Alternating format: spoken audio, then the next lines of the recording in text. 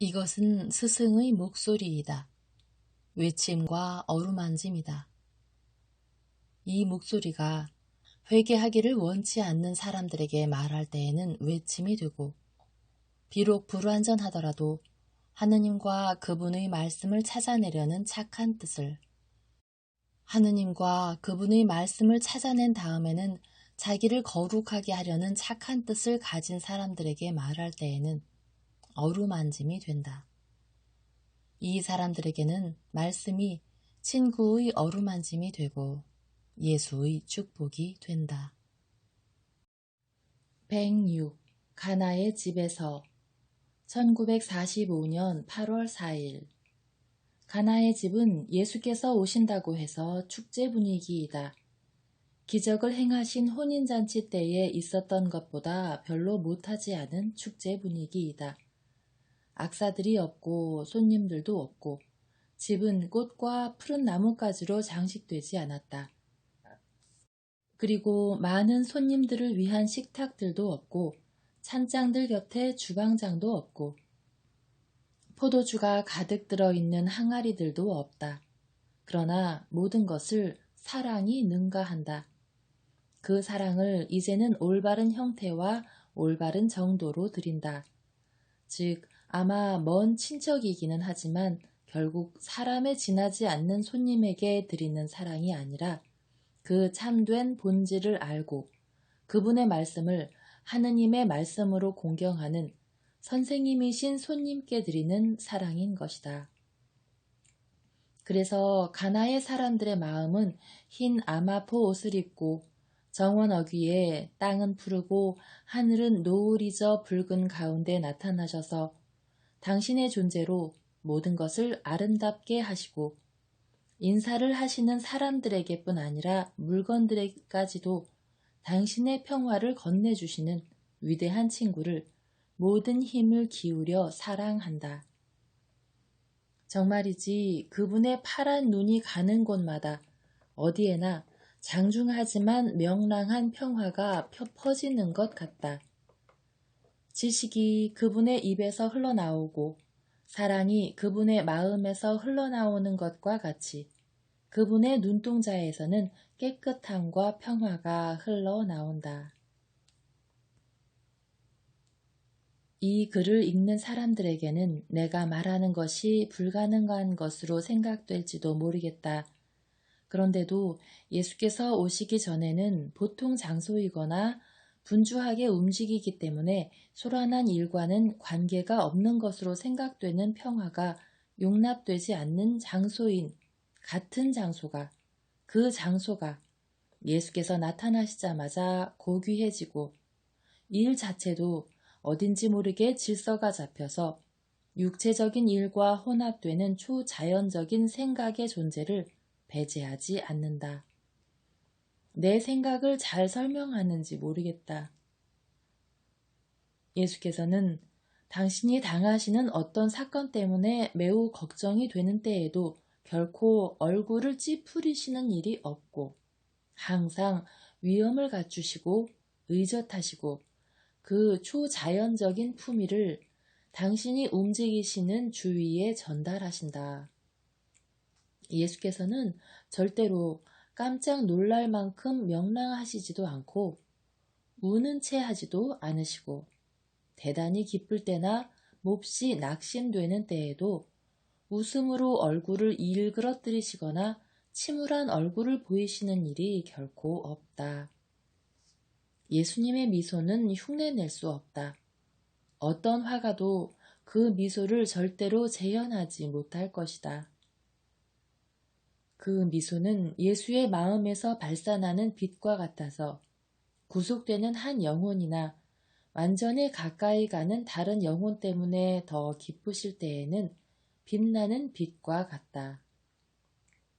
예수께서 친구들이나 제자들의 자발적인 행동을 칭찬하실 때나 그들과 가까이 계신 것을 기뻐하실 때에는 장밋빛 미소라고 말하고 싶다. 어린이들의 말을 들으시고 그들을 가르치시고 그들에게 강복하시려고 그들에게로 몸을 굽히실 때의 미소는 역시 빛깔로 표현하자면 천사의 미소와 같은 파란 미소라고 하겠고, 육체나 정신의 어떤 불행을 보실 때에는 동정이 섞인 미소이며, 끝으로 아버지나 당신 어머니에 대하여 말씀하실 때나 지극히 깨끗하신 그 어머니를 바라다 보시고 그분의 말씀을 들으실 때에는 하느님의 미소이다. 지극히 큰 고통을 당하시는 시간에도 예수께서 침울하신 것을 보았다고는 말하지 못하겠다. 배반을 당하심으로 인한 고민 중에도, 피땀을 흘리신 괴로움 가운데에서도, 순환의 고통 중에도, 혹 슬픔으로 인하여 예수님의 미소에 매우 기분 좋은 찬란함이 사라진다 하더라도 그것으로 인하여 주름 없는 그분의 이마에서 빛나는 천국의 보석으로 꾸민 왕관과 같은 그 평화, 그 빛으로 예수님의 숭고한 인격 전체를 비추는 그 평화가 사라지지는 않는다. 또 이와 마찬가지로 나는 예수께서 지나친 쾌활에 빠져들어가시는 것을 본 일이 있다고도 말할 수 없다. 상황에 따라서는 터놓고 소리내어 웃으시는 일도 없지 않으나 이내 지극히 품위 있는 침착한 태도를 다시 취하신다. 그러나 예수님이 웃으실 때에는 20살 먹은 젊은이의 얼굴이 되실 정도로 젊어지시고 그분의 솔직하고 낭랑하고 뉘앙스가 있는 아름다운 웃음의 결과로 세상이 다 젊어지는 것 같다. 나는 또 예수님이 일을 급하게 하시는 것을 보았다고도 말할 수 없다. 말씀을 하시거나 움직이시거나 항상 조용히 하시되 절대로 느리거나 맥없이 하시는 일이 결코 없다. 그것은 아마 키가 커서 먼 길을 위해서도 뛸 필요가 없이 성큼성큼 걸으실 수가 있기 때문인 것 같다. 또 떨어져 있는 물건에 손이 닿게 하시려고 일어나시지 않고도 쉽게 손이 미치기 때문인 것 같다. 그분의 동작에 있어서까지도 높은 양반다운 위엄 있는 태도를 보이신다는 것이 분명하다. 그러면 목소리는 자, 내가 예수님의 말씀을 듣는 것이 거의 2년이나 된다. 그런데도 어떻게나 예수님의 목소리를 연구하는데 골몰하는지 예수님이 말씀하시는 이야기 줄거리를 잊어버리는 일이 어쩌다 있을 지경이다. 그러면 친절하신 예수님은 인자한 선생님다운 미소를 지으시며 말씀하신 것을 참을성 있게 되풀이해 주셔서 내가 당신의 목소리를 듣고 그것을 음미하고 그 목소리의 음색과 아름다움을 연구하는 데에서 느끼는 더 없는 기쁨 때문에 받아쓰기 하는데 단절이 생기는 것을 피하게 하신다. 그러나 2년이 지난 뒤에도 그 음색을 어떤 음역에 분류할지 정확히 말하지는 못하겠다. 베이스의 목소리는 절대로 아니고 가벼운 테너의 목소리도 아니다. 그러나 나는 예수님이 테너의 힘찬 목소리를 가지셨는지 성역이 대단히 넓은 완전한 바리톤의 목소리를 가지셨는지 여전히 모르겠다. 내가 이렇다고 말하려는 것은 예수님의 목소리가 어떻게나 그윽한지 거의 은은한 청동의 음정을 가지게 되기 때문인데 특히 죄인을 은총으로 도로 데려오시기 위하여 그와 단둘이서 말씀하실 때나 군중들에게 사람들의 탈선을 일러주실 때에 그렇다.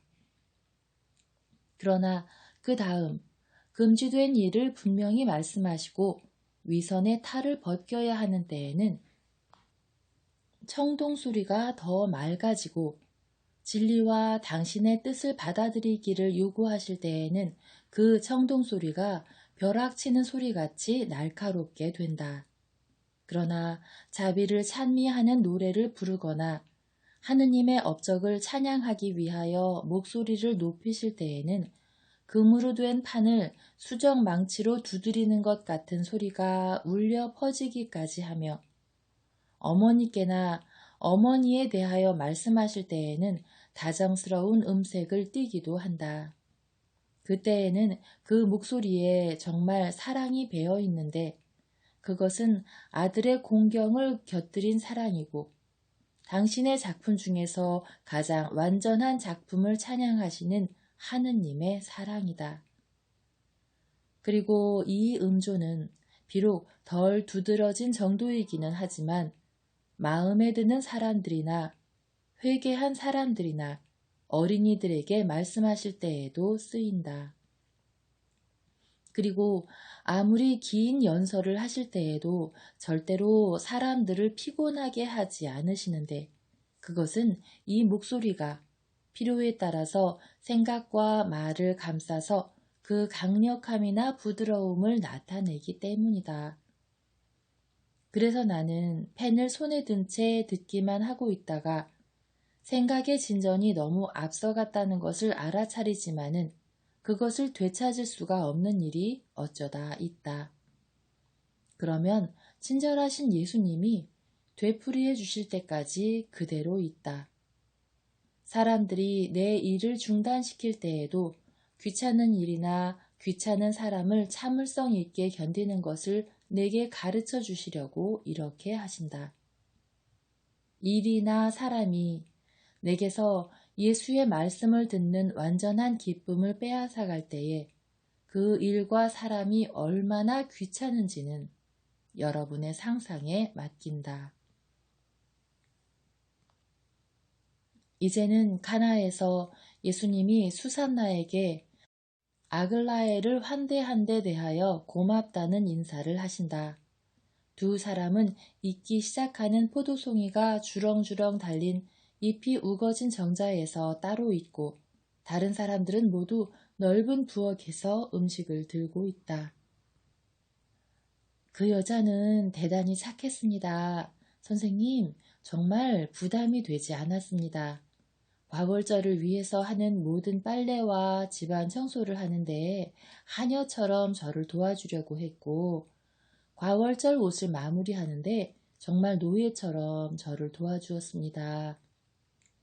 조심성이 있어서 누가 오기만 하면 이내 자리를 피하고 제 남편과도 같이 있지 않으려고 애를 썼습니다.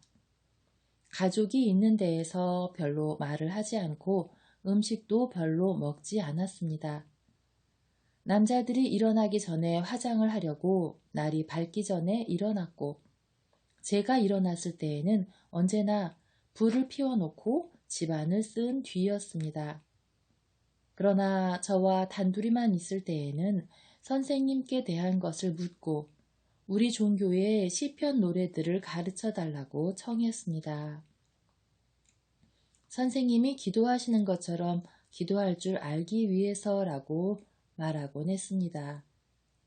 그런데 이제는 그 여자가 괴로워하지 않게 되었으니까 괴로워하는 것으로 말하면 무척 괴로워했거든요. 모든 것을 무서워하고 한숨을 자주 쉬고 많이 울었습니다. 그 여자가 이제는 행복하게 되었습니까? 그렇다. 조자연적으로 행복하게 되었다. 공포에서 벗어나고 평화 중에 있다. 그 여자에게 좋은 일을 해준 것을 다시 한번 감사한다. 아이고 주님, 무슨 좋은 일을요. 저는 그저 주님의 이름으로 사랑을 주었을 뿐입니다. 다른 것은 할 줄 모르니까요. 그 여자는 불쌍한 자매였습니다. 저는 그것을 깨달았습니다. 그리고 저는 저를 당신 은총 안에 지켜주신 지극히 높으신 분께 대해 감사하는 마음으로 그 여자를 사랑했습니다. 그래서 너는 벨 니드라스크에서 전도한 것보다도 더 많은 일을 했다. 이제는 또 한 사람이 여기 와 있다. 그 여자를 알아보았느냐? 이 지방에서 그 여자를 알지 못하는 사람이 누가 있습니까? 아무도 없다. 그것은 사실이다. 그러나 너희와 이 읍내의 사람들은 제2의 마리아를 아직 모른다. 그의 사명에 항상 충실할 제2의 마리아를. 항상 충실할 제2의 마리아. 이 말을 믿기를 부탁한다. 주님이 말씀하시고 주님이 알고 계십니다. 그리고 저는 믿습니다. 사랑합니다 라고도 말해라. 어떤 사람이 우리의 동족일 때에는 이교도라는 구실이 있는 어떤 사람보다 동정하고 용서하기가 더 어렵다는 것을 나는 안다. 그러나 집 안에서 배교하는 것을 보는 고통이 더 컸다면 동정과 용서도 더 커야 한다. 나는 이스라엘 전체를 위하여 용서하였다. 하고 예수께서는 말마다 하나하나를 떼어서 발음하시면서 말씀을 마치신다. 그래서 저도 용서하겠습니다. 제자는 선생님이 하시는 대로 해야 한다고 생각하기 때문입니다. 너는 진리를 터득하였다. 그래서 하느님께서 기뻐하신다. 다른 사람들 있는 곳으로 가자. 밤이 되어간다. 저녁에 정적 속에서 쉬는 것은 아늑할 것이다. 선생님, 저희에게 아무 말씀도 안 하시겠습니까? 아직 모르겠다. 두 사람은 곧 하게 될 저녁 식사를 위하여 음식과 마실 것이 준비되어 있는 부엌으로 들어간다. 수산나는 앞으로 나아가며 앳된 얼굴을 살짝 붉히면서 말한다. 언니들 저와 같이 위층 방으로 오시겠어요? 식사를 하게 빨리 식탁을 차려야 합니다. 그리고 남자분들을 위해서 잠자리를 펴야 하니까요. 저 혼자서도 할 수는 있을 거지만 시간이 더 걸릴 거예요. 수산나야 나도 가마 하고 성모님이 말씀하신다. 아닙니다. 저희들이면 넉넉합니다. 또 이렇게 하면 서로 알게 되는데도 도움이 될 거예요. 일을 하면 형제같이 일치하게 되니까요. 여자들은 함께 나간다. 그동안 예수께서는 무슨 시럽인지 모를 시럽을 탄 물을 드신 다음 하녀들과 나이 먹은 집주인 여자가 마음 놓고 식사 준비를 끝내게 하시려고 어머니와 사도들과 집안 남자들과 같이 정자에 가서 앉으신다. 위층 방에서는 식탁을 준비하는 세 여자 제자의 목소리가 들려온다. 수산나는 그의 결혼식에서 일어난 기적 이야기를 하고 막달라의 마리아가 이렇게 대답한다. 물을 포도주가 되게 하는 것은 뛰어난 일이야. 그렇지만 죄녀를 제자로 바꾸어 놓는 것은 훨씬 더 뛰어난 일이야. 하느님께서 나를 그 포도주처럼 되게 하셔서 내가 더 좋은 사람이 되었으면 좋겠어. 틀림없이 그렇게 될 거예요. 선생님은 모든 것을 완전히 바꿔 놓으시니까요. 진정과 믿음으로 선생님에 의해서 회개한 여자 한 사람이 여기 왔었어요. 게다가 그 여자는 이교도였어요. 그러니 벌써 이스라엘에 속해 있는 언니에게 그런 일이 일어나리라는 걸 의심할 수 있어요? 여자가 젊은 여자였어? 젊고 매우 아름다웠어요. 그런데 지금 어디에 있어? 하고 마르타가 묻는다. 선생님만이 아셔요. 아, 그러면 내가 너에게 말한 일이 있는 그 여자야. 오빠가 그날 저녁 예수님께 갔었는데 그 여자에 대해서 말씀하시는 것을 들었대. 그 방에 얼마나 좋은 향기가 있었는지 몰라. 오빠의 옷에 그 향기가 여러 날 동안 배어 있었어. 그렇지만 예수님은 회개한 그 여자의 마음이 그 뉘우침의 향기로 그 향수를 능가한다고 말씀하셨대. 그 여자가 어디 가 있는지 누가 알겠니? 내 생각에는 아마 광야로 갔을 것 같다. 그 여자는 광야에서 살고 있고 게다가 외국 여자야.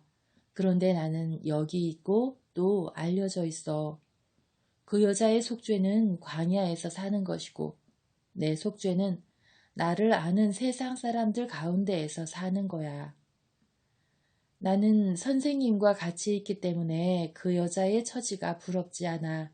그렇지만 내 관심을 선생님에게서 딴 데로 돌리는 것이 아무것도 없게 하기 위해 언젠가는 그 여자를 본받을 수 있기를 바래. 너 선생님을 떠날 거니? 아니야. 그렇지만 선생님이 가신다고 말씀하셔. 그때에는 내 영이 선생님을 따라갈 거야. 선생님을 모시고 있으면 나는 세상에 대항할 수 있어. 선생님을 모시고 있지 않으면 나는 세상이 무서울 거야. 나는 세상과 나 사이에 광야를 만들어 놓겠어. 그러면 오빠와 나는 우리는 어떡하니? 언니와 오빠가 고통 중에 한 것처럼 해. 서로 사랑하고 또 나를 사랑하고 그것도 얼굴을 붉히지 않고 그때에는 언니와 오빠 단 둘이겠지만 내가 주님과 같이 있다는 걸 알 거야. 그리고 주님을 통해서 언니와 오빠를 사랑한다는 걸. 마리아의 결심은 단단하고 분명하구먼. 하고 그 말을 들은 베드로가 말한다. 그러니까 열성당원이 대답한다. 마리아는 아버지처럼 곧은 칼날과 같아. 얼굴 모습은 어머니를 닮았지만 불굴의 정신은 꼭 제 아버지야. 그런데 불굴의 정신을 가진 그 여인이 이제는 식사 준비가 다 되었다고 일행에게 말하려고 빨리 내려온다. 들판은 맑은 밤 속으로 사라진다. 그러나 지금 당장은 달이 없다. 다만 별들에서 오는 희미한 빛으로 컴컴한 나무 덩어리들과 흰 집덩어리들이 나타난다. 다른 것은 아무것도 없다. 밤새들이 파리들을 찾아 수산나의 집 주위 소리 없이 날아다니면서 예수 둘레에 모여있는 사람들의 얼굴에 노르스름한 엷은 빛을 발산하는 등잔 둘레 옥상에 앉아있는 사람들도 스치고 지나간다. 마르타는 박쥐를 몹시 무서워하는 모양이어서 박쥐가 스치고 지나갈 때마다 소리를 지른다. 한편 예수께서는 등잔 불빛에 끌려오는 나방들의 마음을 쓰셔서 그 긴 손으로 그놈들을 불꽃에서 쫓아보내려고 하신다. 이놈들이나 저놈들이나 모두 어리석기 짝이 없는 짐승들이야. 토마가 말한다. 밤새들은 우리를 파리로 알고 나방들은 불꽃을 해로 생각하고 스스로 몸을 태운단 말이야. 지능이라곤 손톱만큼도 없어. 동물들인걸 자넨 동물들에게 이치를 따지자는 건가? 하고 가리옷 사람이 말한다. 아니야, 나는 이놈들이 본능만이라도 가졌으면 하는 거야. 이놈들은 본능을 얻을 시간도 없어. 나는 나방들 얘기를 하는 거야. 이놈들은 처음에 해보다가 완전히 죽어버리니까 말이야. 본능은 처음에 고통스러운 뜻밖의 일을 겪고 나서야 생겨나고 발달하거든. 하고 알페오의 야고보가 해석을 한다. 그럼 박쥐들은? 그놈들은 여러 해를 사니까 본능이 있을 텐데 그놈들도 어리석단 말이야. 하고 토마가 대꾸한다. 아니다, 토마야. 사람들보다 더 어리석지는 않다. 사람들도 어리석은 박쥐 같은 때가 자주 있다. 그들을 괴롭히는 일에나 소용되는 물건들 둘레로 술 취한 사람처럼 날아 돌아다닌다. 아니, 오히려 파닥파닥하고 돌아다닌다. 봐라, 내 사촌이 겉옷을 흔들어서 한 마리를 떨어뜨렸다. 그놈을 내게 다오. 하고 예수께서 말씀하신다. 박쥐가 제베데오의 야고보의 발 앞에 떨어져 이제는 얼이 빠져서 방바닥에서 무질서하게 움직이며 퍼덕거리고 있는데 그가 그놈의 막질의 날개를 두 손가락으로 집어서 더러운 걸레 모양으로 공중에 들어 올려서 예수의 무릎에 갖다 놓는다. 이 무모한 놈을 봐라. 가만 내버려 둬라. 이놈이 몸의 균형을 되찾겠지만 하던 짓을 그만두지는 않는 것을 보게 될 것이다. 선생님, 그거 이상한 구조로군요. 저 같으면 그놈을 죽였겠습니다. 하고 가리옷 사람이 말한다.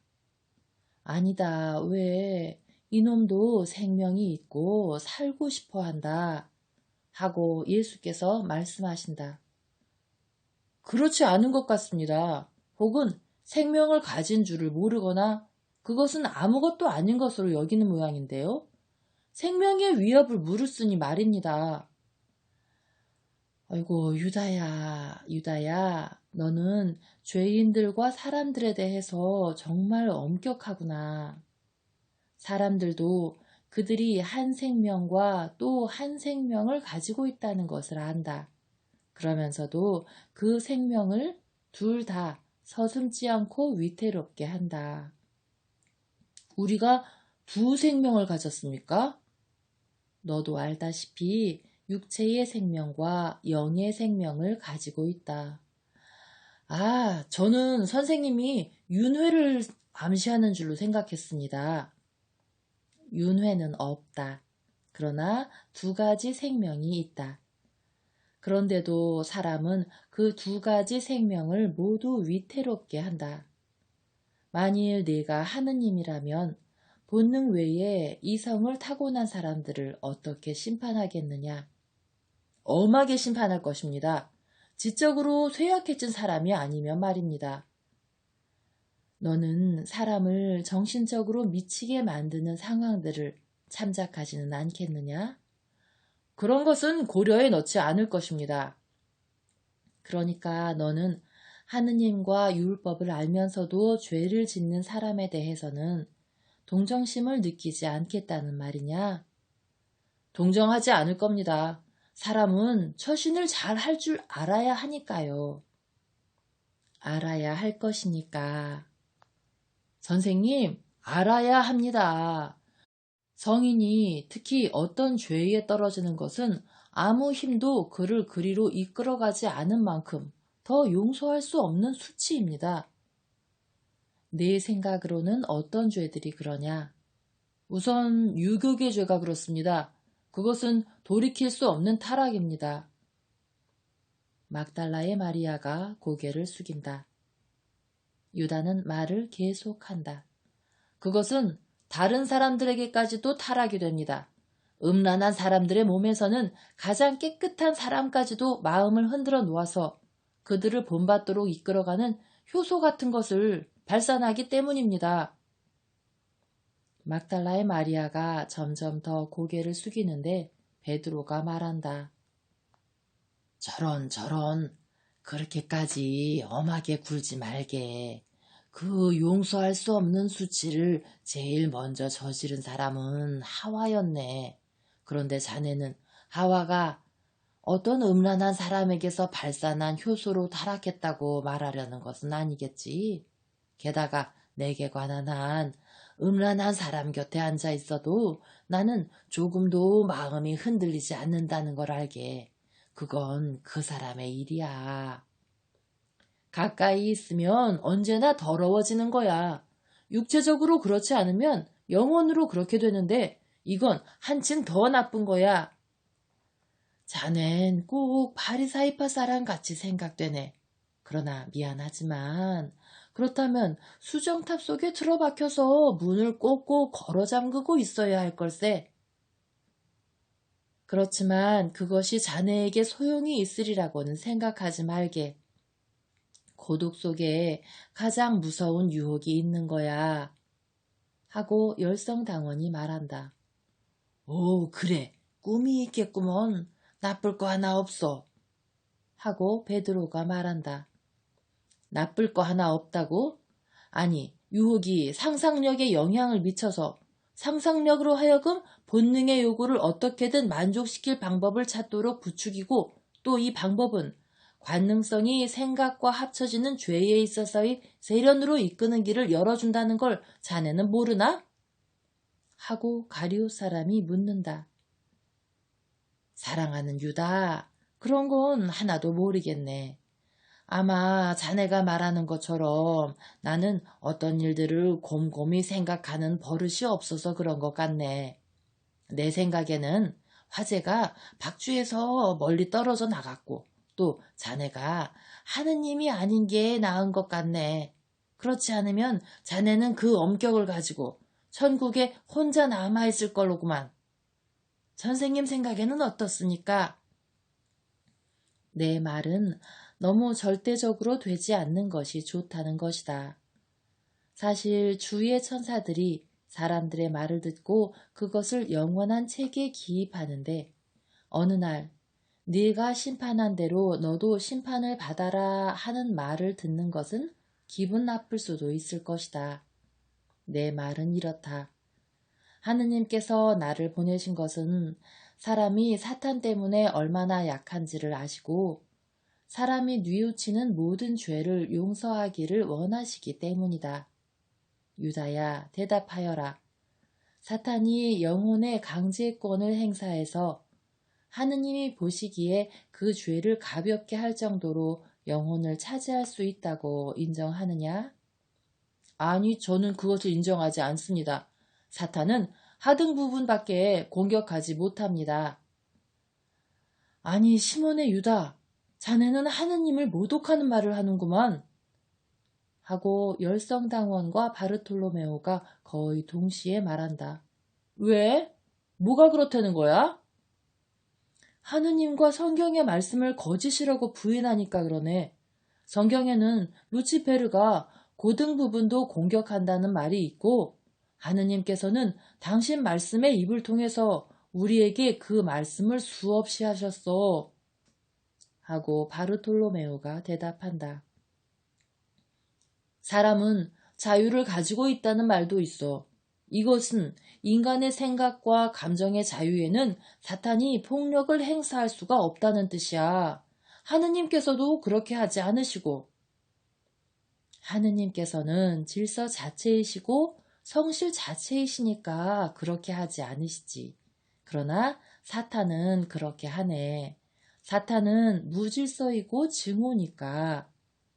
하고 열성당원이 말한다. 증오는 성실성과 반대되는 감정은 아니야. 자네 말을 제대로 하지 못했네. 나는 제대로 말했어. 왜냐하면 하느님께서는 성실 자체이시고 또 이 때문에 사람에게 행동을 주겠다고 하신 약속을 어기지 않으시지만 마귀는 사람에게 자유를 약속하지 않았으니까 그 약속을 어길 수 없기 때문이야. 그렇지만 마귀는 증오이고 또 그렇기 때문에 하느님과 사람에게 대든다는 것이 사실이야. 그리고 사람에게 공격을 가할 때에는 그의 육체 외에도 지적인 자유를 습격해서 그 생각의 자유를 예속과 마귀 들림으로 몰아가서 그 때문에 사람이 사탄에게서 해방되면 하지 않을 일들을 한단 말이야. 하고 열성당원이 주장한다. 나는 그걸 인정하지 않아. 그럼 마귀 들린 사람들은 어때? 자넨 명백한 일을 부인하는구먼. 하고 유다 타데오가 외친다. 마귀 들린 사람들은 귀머거리나 벙어리거나 미친 사람들이지 음란한 사람들은 아니야. 자넨 그 악습밖에 생각하지 않네 그려. 하고 토마가 빈정거리며 말한다. 이 악습이 제일 많이 퍼져 있고 제일 품위를 떨어뜨리는 것이기 때문이야. 아, 나는 또 그게 자네가 제일 잘 아는 건 줄 생각했지. 하고 토마가 웃으면서 말한다. 그러자 유다는 반항하려는 것처럼 발을 박차고 펄쩍 뛴다. 그러다가 자제하고 층계를 내려가 밭 가운데로 멀어져 간다. 잠시 침묵이 흐른다. 그 다음에 안드레아가 말한다. 그 사람의 생각은 완전히 틀렸어. 사실 사탄이 사람에게 붙을 때에 눈, 귀, 말, 뇌 같은 감각 기능에만 영향을 미치는 것 같은데 그렇지만 선생님, 그렇다면 어떤 퇴폐는 어떻게 설명합니까? 가령 도라 같은 사람이요.